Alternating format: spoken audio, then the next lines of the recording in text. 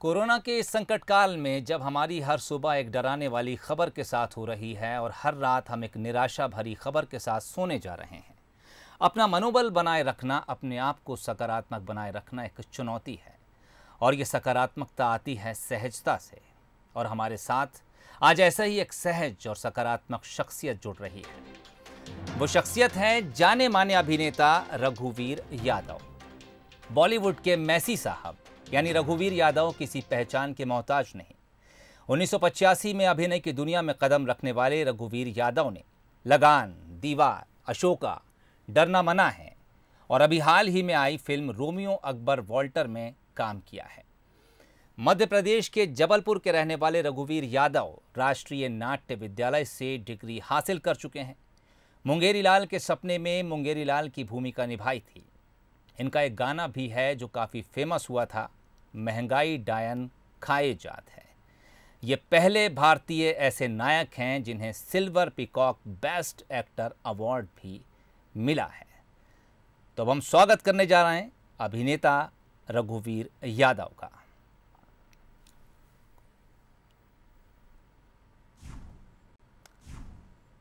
यादव साहब, बंसल न्यूज़ पर आपका बहुत बहुत स्वागत है।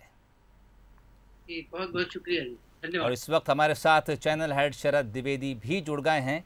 शरद जी, रघुवीर यादव हालांकि गंभीर रोल भी कर चुके हैं, लेकिन मैंने बचपन से देख रहा हूं, जब इन्हें टीवी सीरियल्स में देखा था, यादव साहब का चेहरा जब भी उन्हें देखता हूं भीतर से गुदगुदाता ज़रूर है। अब वो कुछ नेचुरल उनमें ऐसा है या क्या समझ नहीं, लेकिन उन्होंने लाखों चेहरों को मुस्कुराहट दी है, गुदगुदाया है और उनमें से हम भी एक हैं। बिल्कुल, आपने ठीक कहा। और रघुवीर यादव भारतीय सिनेमा ही नहीं, अंतर्राष्ट्रीय सिनेमा जगत के एक बेहद समर्थ कलाकार हैं। और ऐसा संयोग विरले और बहुत ही प्रतिभाशाली अभिनेताओं के साथ जुड़ता है कि जिनकी 8 फिल्में ऑस्कर के लिए नॉमिनेट हों, और ये संयोग रघुवीर यादव जी के साथ जुड़ा है। 77 बैच, जहाँ तक मुझे ध्यान है, NSD का उनका 77 बैच है। फोक के वो बहुत अच्छे सिंगर हैं। और सबसे खूबसूरत बात जो है, जो उनको भारतीय ही नहीं अंतर्राष्ट्रीय सिनेमा जगत में अलग खड़ा करती है, कि अभिनय की उनकी अपनी मौलिक शैली है, जो उन्होंने एक अभिनेता के तौर पर इवॉल्व किया है अपने को, अपना विकास वो डार्विन की थ्योरी की तरह एक अभिनेता के तौर पर करते चलें। सर, बहुत स्वागत करता हूं मैं आपका। और एक दुखद घटना जो घटी है, मैं शुरू करूंगा वहां से, क्योंकि हम आपको देखते हैं तो एक आम भारतीय का चेहरा हमारे सामने होता है। उन श्रमिकों को हम श्रद्धांजलि देते हुए जो चले तो थे एक टिफ़िन में कुछ रोटियां और चटनी लेकर, लेकिन थकान 40 किलोमीटर चलने के बाद इतनी हुई कि पटरियों पर सो गए, और ये सोच कर सोए कि ट्रेन आएगी, इतनी आवाज़ होती है, जग जाएंगे। लेकिन थकान इतनी थी कि वो ट्रेन ही मौत बन गई, उनके लिए काल बन गई। बहुत तकलीफ़ डालती हैं ये घटनाएं हमें। इसके लिए कोई दोषारोपण नहीं है किसी के कि ये जिम्मेदार, ये जिम्मेदार, लेकिन ऐसी घटनाएं एक संवेदनशील अभिनेता, एक संवेदनशील भारतीय के नाते आपको भी बहुत पीड़ा में डालती होंगी। क्या कहेंगे? पहले माफ़ कीजिएगा, मैं ऐसी सवाल से शुरुआत कर रहा हूँ जी। बहुत बहुत बहुत तकलीफ देह बात है, क्योंकि हम कहीं रोजी रोटी के लिए हम कहीं गए हुए थे, और वहां से जब लौट के आए, और ये कि कोई सहारा नहीं, कुछ नहीं, आप पैदल चले जा रहे हैं अपने घर की तरफ कि पनाह वहीं मिलेगी, और इस तरह की घटना हो जाए, यहाँ ऐसी जगह पर अंत हो जाए, तो वाकई बहुत तकलीफ दे है। और मैं और लोगों से कहना चाहूँगा कि इस तरह की लापरवाही ना करिए। लापरवाही नहीं है ये है कि कभी किसी ने सोचा नहीं होगा, इसको लापरवाही नहीं कहेंगे, ये अनजाने में हुआ है सारा कुछ।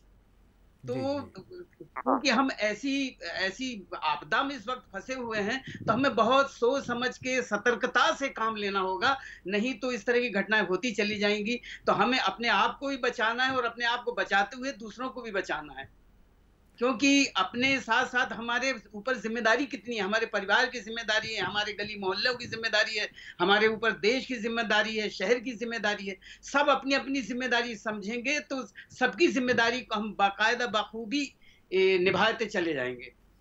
बिल्कुल, आपने बिल्कुल दुरुस्त कहा कि तब हम एक सामूहिक जिम्मेदारी, एक कलेक्टिव रिस्पॉन्सिबिलिटी की ये बात है, और ये ब्लेम गेम नहीं है कि इसके लिए ये जिम्मेदार, हम सबको अपना दायित्व तो समझना होगा। और साथ ही हाथ बढ़ाना, ये 60 के दशक की एक हिंदी फिल्म का बहुत चर्चित गीत है, एक अकेला थक जाएगा मिलकर बोझ उठाना, साथ ही हाथ बढ़ाना। तो ये बहुत सुंदर बात है। सर, मैं इस समय लोग घरों में हैं, चिंता के साथ हैं, मन में बहुत सारी आशंकाओं के बादल मंडरा रहे हैं कि आगे भविष्य क्या होगा, क्योंकि अभी केंद्रीय मंत्री प्रकाश जावड़ेकर जी का जो बयान है वो सच्चाई की तरफ इशारा करता है कि हमें वायरस के साथ जीना है जब तक इसका कोई मुकम्मल उपचार सामने नहीं आता है। क्या कहेंगे आप ऐसे लोगों से जो अपने घरों में हैं? कुछ लोग लॉकडाउन को बहुत गंभीरता से फॉलो कर रहे हैं, कुछ नहीं कर रहे हैं, क्या कहेंगे आप? बिल्कुल बेवजह घर से निकलने की जरूरत ही नहीं है, क्योंकि जब बहुत ज्यादा अगर जरूरत पड़े तो, नहीं तो अगर घर में रहें तो घर में अपने अपने आप खुद घर में रहें, परिवार को घर में रखें, दूरी बनाए रखें। जो हमें आदेश, जो निर्देश दिए जा रहे हैं अपने आप को बचाने के लिए, औरों को बचाने के लिए, तो बिल्कुल अपनी जिम्मेदारी समझना चाहिए, इसमें बिल्कुल कोताही नहीं करनी चाहिए। मैं तो ये कहना चाहूंगा, क्योंकि ये जबरदस्ती ये दिखाना कि मुझे कुछ नहीं होगा, ऐसा बहुत गलत सोच है। लोग यही सोच के काफी लोग बाहर निकल आते हैं और उसका नतीजा फिर उन्हें भी भुगतना पड़ता है। उन्हें तो कम, बाहर दूसरे लोगों को ज्यादा भुगतना पड़ता है। तो मैं चाहूंगा कि बहुत सतर्कता से, बहुत इस जो आफत, जो मुसीबत हमारे ऊपर आई हुई है, अगर इसको हम संभाल के रखेंगे तो शायद ये बड़ी जल्दी ही कट जाएगी। और क्या है कि ऐसा नहीं, घर में करने के लिए बहुत सारे काम हैं।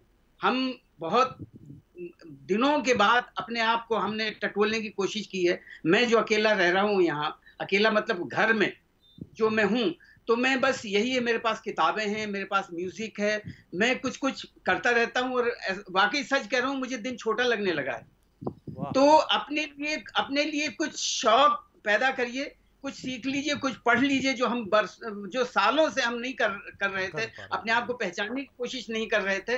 अपने आप को पहचान लीजिए, जरा झांक के देखिए, बहुत कुछ है अपने अंदर करने के लिए। जरूरत नहीं कि बाहर जाके ही करने की जरूरत है, अंदर करके देख लीजिए। ये एक तरह की तपस्या है मेरे लिए। तो ऐसी तपस्या समझे कि अपने आप को संभालने के लिए तपस्या है, जो ईश्वर ने हमें वक्त दिया है, तो इसको तपस्या समझ के बहुत सारा काम कर लीजिए अपने लिए।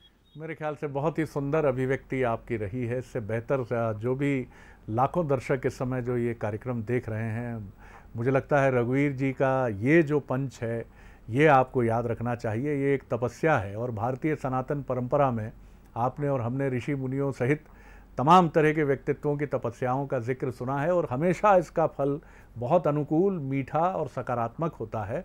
अब बताइए, रघुवीर जी कह रहे हैं कि दिन उनको छोटा लगने लगा है, तो आप अगर अपने दिन का रचनात्मक इस्तेमाल कर रहे हैं तो दिन तो छोटा लगेगा सर। अगर दिन बोझ हो गया, बेताल की तरह आपकी पीठ पे लद गया, तब तो फिर बोझ ही है जिंदगी। फिर तो आपको लगेगा कि कब कटे ये दिन, कब ये बेताल पीठ से उतरे। सर, मैं थोड़ी सी आपकी अभिनय यात्रा पर भी और आपके अभिनय जीवन की तरफ भी आता हूँ। एक अभिनेता के लिए बड़ी चुनौती होता है, एक कायांतरण करता है, वो मेटामॉर्फोसिस करता है, वो एक काया बदलता है, दूसरी काया, पर काया प्रवेश करता है। वो बहुत कठिन होता है, बड़ी पीड़ा होती है। एक किरदार में गए, फिर दूसरे किरदार में गए। मैसी साहब से लेकर आपका अब तक का जो सफ़र है वो अद्भुत है सर। वो न सिर्फ दर्शकों को एक अलग दुनिया में ले जाता है, चाहे मैं मैसी साहब की बात करूं या आपकी नवीनतम फिल्म न्यूटन या उसके बाद की फिल्मों की मैं बात करूं, किस तरह से आप पीछे मुड़कर देखते हैं अगर, और अब तक की यात्रा को देखते हैं? एक अभिनेता कभी संतुष्ट नहीं होता, एक क्रिएटर, एक रचनाधर्मी व्यक्तित्व कभी संतुष्ट नहीं होता, जाहिर है आप भी नहीं होंगे, लेकिन फिर भी हजारों ख्वाहिशें ऐसी कि हर ख्वाहिश पे दम निकले। क्या ख्वाहिश अभी बची है? किस किरदार में जाने का दिल करता है कि ये अगर एक मौका मिले तो ये मेरा ड्रीम किरदार हो सकता है? देखिए, ये कहना बड़ा मुश्किल है, क्यों जैसे जैसे आगे बढ़ते जा रहे हैं तो ख्वाहिश तो और बढ़ती चली जा रही है। अभी ऐसा लगता है कि हमने अभी कुछ भी नहीं किया है। मुझे एक किरदार करने, क्योंकि हमारे हिंदुस्तान में, हमारे गांव में, कस्बों में इतने किरदार पड़े हुए हैं, इतने किरदार पड़े हुए हैं, किरदारों में इतनी वैरायटी है कि हम बयां नहीं कर सकते। हम ये मैं तो अभी दिनों की बात करें, जिंदगी छोटी लगने लगी है मुझे। तो ऐसा लगता है कि पूरा समंदर है, पूरा सागर है। अब मैं ये कह दूं कि मैं ये किरदार मुझे करना है, ये तो फिर मेरी वही खत्म हो जाएगा। मेरे सामने तो इतने सारे हैं। क्यों मैं भी मध्य प्रदेश का हूँ, आपको मालूम है, जबलपुर से मेरा ताल्लुक है। और आपको मैं बता दूं कि ये शुरुआत कैसे हुई, मेरे जहन में ये कीड़ा कैसे आया। ये जो म्यूजिक मेरे जहन में आया, ये हम जबलपुर में आधार ताल का जो तालाब है, उस वही एक टीला था। मैं 2.5 साल और 3 साल की उम्र की बात बता रहा हूँ। उस वक्त मैं 2.5-3 साल का था। तो मेरे कानों में आपको यकीन नहीं होगा, मेरा जो म्यूजिक का उस्ताद है वो वहां मिला मुझे। और 2.5-3 साल की उम्र में मुझे उस्ताद मानता हूँ। वो हुआ ये कि उन दिनों हम वहाँ, मेरा वही बचपना, वही जन्म जो वो था, वो एक तालाब के किनारे एक टीला था और टीले में एक मकान बना हुआ। अभी तो वो जब वो अर्थक्वेक आया था तो गिर गया, वो मकान गिर गया, लेकिन अभी वो बरगद का पेड़ अभी भी है और वो मंदिर वहां बना दिया है। वो पेड़ हम ही लोगों ने लगाया था बचपन में, मुझे अभी तक याद है वो।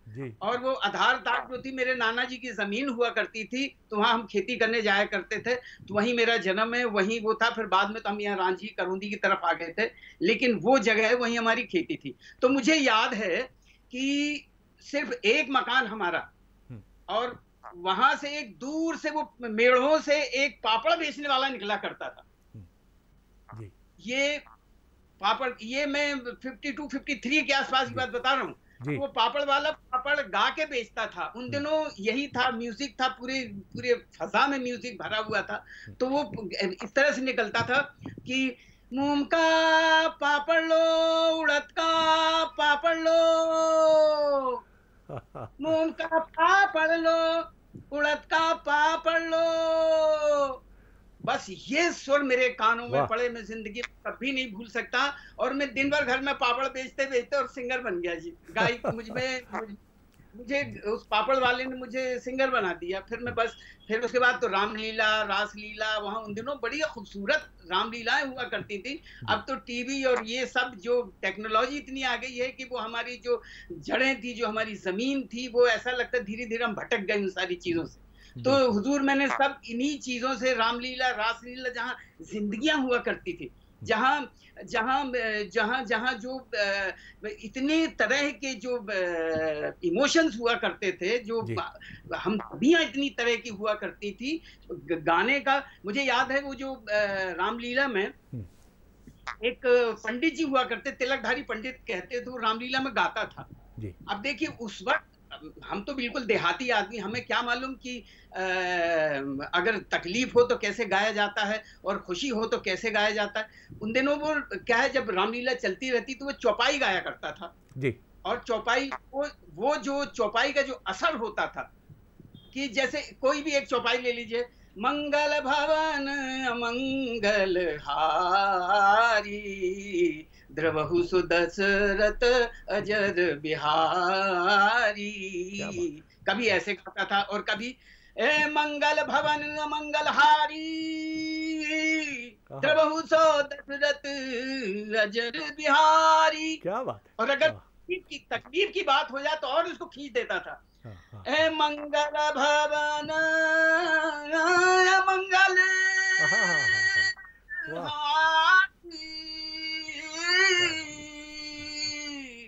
द्रवहु सुदशरथ अजर बिहारी। क्या बात है, क्या बात है, वाह वाह। ये सारी चीजें मुझे वहीं से मिली है और मैंने उनको छोड़ा नहीं। और ये क्या है, इतना कुछ अंदर भरा हुआ है, तो ये कहना मेरे लिए बड़ा मुश्किल है कि ये करके मेरा खत्म हो जाएगा। कभी खत्म होने वाला है, बढ़ते चली जा रही तो जी। रघुवीर जी, बिल्कुल। और मुझे तो आप ले गए उस 60 और 70 के दशक में, आधार ताल में एक 7-8 वर्ष का बालक नाम रघुवीर यादव, और दूर से पापड़ वाले को देख रहा है। और वहीं से एक सफ़र शुरू होता है जो विश्व सिनेमा को एक अद्भुत अभिनेता देने की नींव रखता है। आधार ताल, माँ नर्मदा जी का जबलपुर, महाकौशल तट, और वहाँ से संस्कार। और जैसे बिस्मिल्लाह खान साहब को किसने सिखाई शहनाई, और कितना दिव्य था। कहा तो ये जाता था खुद हनुमान जी वाराणसी में उनकी शहनाई सुनने आते थे। और रघुवीर जी को भी उनके अज्ञात जो गुरु रहे हैं उनको भी हम प्रणाम करते हैं कि इस अद्भुत अभिनेता को, जिनकी वाणी भी अद्भुत है एक गायक के तौर पर, बहुत हृदय से प्रणाम। सर, हम छोटे कस्बों के लोग जो मध्य प्रदेश को भी, मैं भले ही राजधानी भोपाल में मैं बैठा हूँ, लेकिन मैं कहूँगा कि हम मध्य प्रदेश एक कस्बा ही है पूरा। हम छोटे शहर के लोग हैं, ईमानदार हैं, सच्चे हैं, हमारी बात में बनावट नहीं है। हम फर्राटेदार अंग्रेज़ी चेन्नई, बेंगलुरु, कोलकाता, मुंबई इनकी तरह नहीं बोलते हैं और ना हमें बनावट आती है। सर, हमें मंगल भवनीय, मंगलहारी और सुंदरकांड का पाठ हो या किसी भी धर्म का कोई समागम हो, चाहे वो रोज़ा अफ्तारी क्यों ना हो या जीसस क्राइस्ट का जन्म क्यों ना हो या लंगर क्यों ना हो, हमें बहुत आनंद आता है। कितना स्ट्रगल रहा, आप जब मुंबई गए तो वहाँ की दुनिया में कहा जाता है कि ये सारी चीज़ें शुरू में थोड़ी बहुत अड़चन या काफ़ी अड़चन पैदा करती, क्या अनुभव रहा आपका? देखिए जी, मैं इन स्ट्रगल को अड़चने तो नहीं कहूंगा। स्ट्रगल तो हमारा उस वक्त शुरू हो जाता है जब हमारा पहले 6वीं क्लास में, 6 साल की उम्र में पहली क्लास में नाम लिखा जाता था। वो जो स्कूल की जो घंटी बजती थी, वहां से स्ट्रगल। अब हम वो स्कूल की घंटी को स्ट्रगल समझ लें, फिर हम जिंदगी में कुछ नहीं सीखेंगे। तो मुझे कभी ऐसा नहीं लगा कि मैंने स्ट्रगल किया है। मुझे हमेशा यही लगा कि मैं स्कूल जा रहा हूँ और वहां टीचर ने डांट दिया या बच्चों से वो हो गया, तो सारा सबक हासिल करके वो टीचर की डांट से कि और सबक लेके हम चले आते हैं और बस उसी सबक पे अपना काम करते रहते हैं। वो एक तरह से होमवर्क हो जाता है मेरे लिए। तो इसी तरह मैंने अपनी जिंदगी को और मैंने अपनी फितरत को बनाया हुआ है कि बस कोई स्ट्रगल कुछ नहीं है, काम करते चलिए। अगर आप इसको स्ट्रगल समझेंगे तो तकलीफ में आ जाएंगे। मैं वो तकलीफ बर्दाश्त नहीं कर सकता। वाह वाह वाह, मुझे एक बड़ा खूबसूरत शेर है जो ज़िंदगी की आसानियों को बयां करता है कुछ इस अंदाज में कि कुछ इस तरह मैंने अपनी ज़िंदगी को आसान किया, कुछ से माफ़ी मांग ली और कुछ को माफ़ कर दिया। शायद एक कस्बाई मन, एक देशज मन, एक ग्राम्य पृष्ठभूमि से आने वाला मन इतना ही निश्चल और इतना ही पवित्र होता है। पवित्रता की निश्चलता की कीमत भी चुकानी पड़ती है। और मुझे चार्ली चैपलिन याद आते हैं कि मैं बारिश में रोता हूँ जिससे मेरे आंसू कोई देख न सके। एक कलाकार की भी त्रासदी यही होती है, या शिखर पर पहुंचने की भी त्रासदी यही है कि आप अपनी पीड़ा को व्यक्त नहीं कर पाते हैं। मुस्कुराना ही आपकी नियति हो जाता है। क्या ऐसी अनुभूतियों से भी आप गुजरे ही होंगे जीवन में? जी बिल्कुल खूब गुजरा हूँ। और जब गुजरा हूँ मैंने कोई इंस्ट्रूमेंट उठा लिया तो सारी भड़ास उस पर निकाल दी जी। मेरे पास कुछ नहीं था, मैंने फ्लूट बजाना सीख लिया। मतलब थोड़ा बहुत ऐसे फ्लूट बजाता रहता हूँ, मैं सितार थोड़ा बजा लो, मैं मैंडोलिन भी बजा लेता हूँ, मैं थोड़ा हारमोनियम भी हाथ रख लेता हूँ। तो ये सारी चीज जब आफत आई तो मैंने सारी आफत उन पे निकाल दी जी। तो ये तो मैं चाहता हूँ, शुक्रगुजार हूँ कि ईश्वर ने मुझे वो आफत दी, वो तकलीफें दी, क्योंकि उन्हीं तकलीफों के एवज में मुझे कुछ और हासिल हो गया। तो मैंने ये देखा अगर आप तकलीफों को तकलीफ समझ के बैठे रह जाएंगे तो वो तकलीफ बन के रह जाएगी। वो तकलीफ जब टूटा है तब तक कुछ बना है। मुझे तो हमेशा जब मैंने कभी अपने जब से मैंने होश संभाला है तब से मैं देखता हूँ कि जब बहुत तकलीफों में आया हूँ मैं, मतलब मेरी मदर की डेथ भी बहुत बचपन में भी हो गई थी, तो वो तकलीफ का भी मैंने कोई दूसरा की उस तकलीफ से कैसे निकला जाए, तो मैंने कोई शौक पाल लिया। गाने में रियाज सारा गाने पे निकाल दिया सारा। फिर अभी बीच में यहाँ भी बॉम्बे में फ्लूट मैंने अभी क्या है कि मैं घर, मेरा एक वर्कशॉप है, मैं क्राफ्ट में किया हूँ, तो मैं बनाता भी रहता हूँ। तो बहुत सारे ऐसे शौक मैंने पाल लिए हैं कि बना भी लिया। फिर तरह तरह की मेरे पास अरब की एक कवाला कहलाता है जो ईरान के गड़के बजाते हैं, वो कवाला भी है। हाँ, तो इस तरह का तो ऐसे इसीलिए लगता है कि जिंदगी बड़ी छोटी सी, बहुत कुछ करने के लिए है। तो मैं तो चाहता हूं कि ये तकलीफें 10-10, 15-15 दिन में आती रहें तो बड़ा मजा आए मुझे। वाह वाह, एक बड़ा खूबसूरत शेर है, कुछ रद्दोबदल के साथ आपकी नज़र कर रहा हूँ। तकलीफ़ों से मेरी शख्सियत संवरती है, मैं मुश्किलों का बड़ा एहतराम करता हूँ। तो ये बात बहुत साफ़ है कि आप मुश्किलों को अगर मुश्किल मानेंगे, अड़चन शब्द पे भी रघुवीर जी ने आपत्ति ली थी कि अड़चन, मुश्किल और तकलीफ, ये क्या है साहब? ये आपको संवारने की एक कोशिश है जो नेचर करती है। जैसे मूर्ति पर चोट पड़ती है तो उसके नाक, नक्श और निखर कर उसकी सुंदरता और निखरती है। छेनी और हथौड़ी का बड़ा ज़बरदस्त प्रहार होता है। तो ये तकलीफ नहीं है, ये दरअसल आपको संवारने की एक कोशिश है। सर, इस दौरान आपने कोरोना पर कुछ लिखा हो, कोई गीत, कोई इस तरह की चीज़ जो आप, क्योंकि एक क्रिएटिव व्यक्ति सर्जन करता ही है, तो अगर ऐसा कुछ हो तो हम सुनना चाहेंगे। नहीं तो कुछ आपके पुराने गीतों में से ही कोई गीत अगर आप गुनगुना देंगे, आपको कठिनाई ना हो तो बहुत अच्छा लगेगा, हमारे व्यूअर्स को खास तौर पर। जी जी।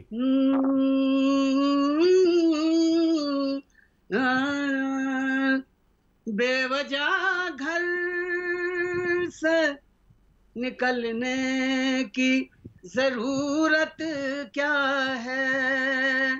वाह। बेवजह घर से निकलने की जरूरत क्या है? बेवजह घर से निकलने की जरूरत क्या है? मौत से आँख मिलाने की जरूरत क्या है? मौत से आँख मिलाने की जरूरत क्या है? सबको मालूम है बाहर की हवा है कातिल। सबको मालूम है बाहर की हवा है कातिल। यूं ही कातिल से उलझने की जरूरत क्या है? यूं ही कातिल से उलझने की जरूरत क्या है? जिंदगी एक नेमत है, उसे संभाल के रख। जिंदगी एक नेमत है, उसे संभाल के रख। खबरगाहों को सजाने की जरूरत क्या है?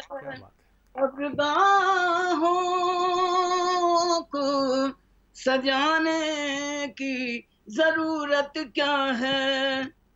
दिल बहलाने के लिए, दिल बहलाने के लिए, दिल बहलाने के लिए घर में वजह है काफी। बिल्कुल ठीक है। वाह। दिल बहलाने के लिए घर में वजह है काफी। यूं ही गलियों में भटकने की जरूरत क्या है?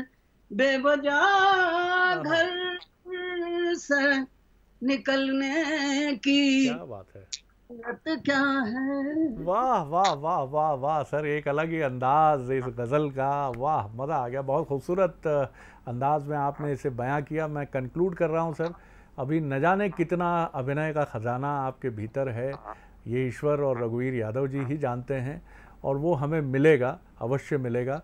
और अभी आप एक अपनी नई फिल्म की शूटिंग कर ही रहे थे उत्तराखंड में, मुझे लगता है वो भी जल्दी मुकम्मल होकर हमारे सामने आएगी जब हालात ठीक होंगे।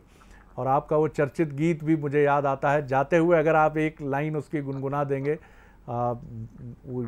महंगाई डायन, अब तो कोरोना ही डायन है, महंगाई भी पीछे छूट गई है, तो एक लाइन अगर आप गुनगुना देंगे। ढेर सारी शुभकामनाएं रघुवीर जी, आनंद आ गया इस बातचीत के लिए। इसी पर आपके गुनगुनाने के साथ हम इस कार्यक्रम को कंक्लूड करेंगे सर। सखी सैया तो खूब ही कमात है, महंगाई डायन खा जात है। सखी सैया तो खूब ही कमात है, महंगाई डायन खा जात है। अरे साल घसीटत आ गओ जून, महंगाई में रोपी गई खून और हाफ पैंट हो गई पतलून। और आगे का कहूँ कहीं नहीं जात है, महंगाई डायन खा जात है। सखी सैया तो खूब ही कमात है, महंगाई डायन खा जात है। क्या बात है, क्या बात है सर। प्रणाम, हृदय से प्रणाम आपको, और बहुत बहुत बहुत धन्यवाद। आत्मिक रूप से आपने हमें एक ऊर्जा से भी भरा है, और हमारे माध्यम से आपकी बात जो लाखों दर्शकों तक पहुंची है। बहुत बहुत धन्यवाद रघुवीर जी। और मैं रुख करूंगा सोहेल की तरफ। सोहेल। बिल्कुल शरद जी, बेवजह घर से निकलने की ज़रूरत क्या है, कब्रगाहों को सजाने की ज़रूरत क्या है। गुलजार साहब के बोल और रघुवीर यादव साहब की आवाज़ के साथ ही हम आप दोनों का बहुत बहुत शुक्रिया करते हैं और अपनी इस ख़ास पेशकश को यहीं ख़त्म करते हैं।